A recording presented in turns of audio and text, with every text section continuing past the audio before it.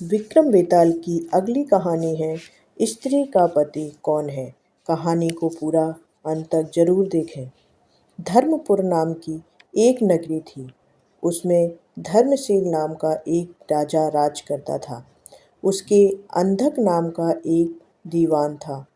एक दिन दीवान ने कहा, महाराज, एक मंदिर बनवाकर देवी को बिठाकर पूजा की जाए तो बड़ा पुण्य मिलेगा।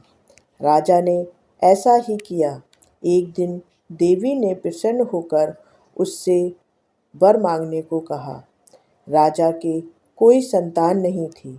उसने देवी से पुत्र मांगा। देवी बोली, अच्छी बात है, तेरा बड़ा प्रतापी पुत्र प्राप्त होगा। कुछ दिन बाद राजा के एक लड़का हुआ। सारे नगर में बड़ी खुशी मनाई गई। एक दिन एक धोबी अपने मित्र के साथ उस नगर में आया। उसकी निगाह देवी के मंदिर में पड़ी। उसने देवी को प्रणाम करने का इरादा किया। उसी समय उसे एक धोबी की लड़की दिखाई दी जो बड़ी सुंदर थी। उसे देखकर वह इतना पागल हो गया कि उसने मंदिर में जाकर देवी से प्रार्थना की, हे देवी, यह लड़की मुझे मिल जाए।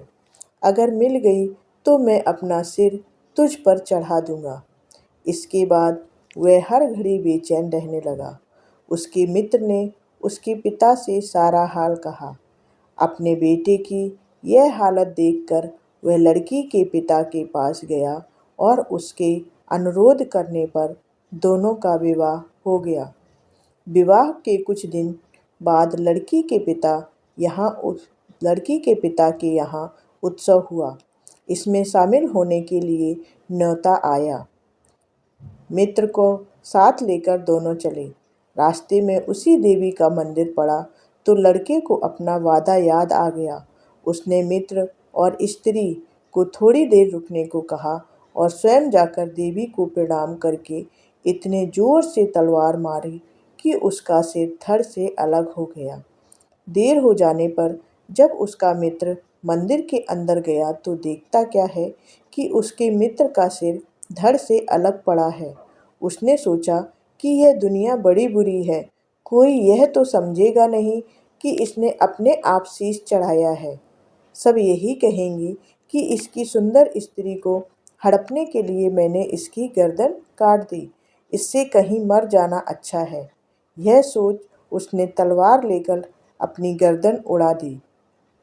उधर बाहर खड़ी खड़ी स्त्री हैरान हो गई तो वह मंदिर के भीतर गई। देखकर चकित रह गई। सोचने लगी कि दुनिया कहेगी यह बुरी औरत होगी, इसलिए दोनों को मार आई। इस बदनामी से मर जाना अच्छा है।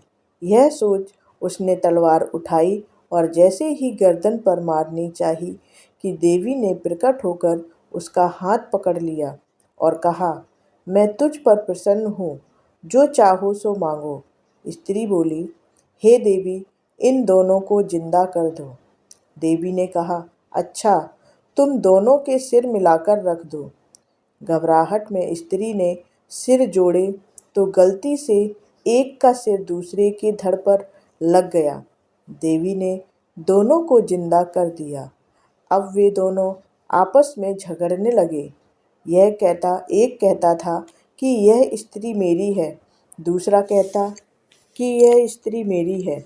बेताल बोला, हे राजन, बताओ कि यह स्त्री किसकी हो गई।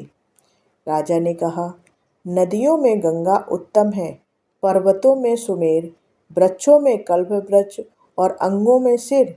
इसलिए शरीर पर पति का सिर लगा हो वही पति होना चाहिए।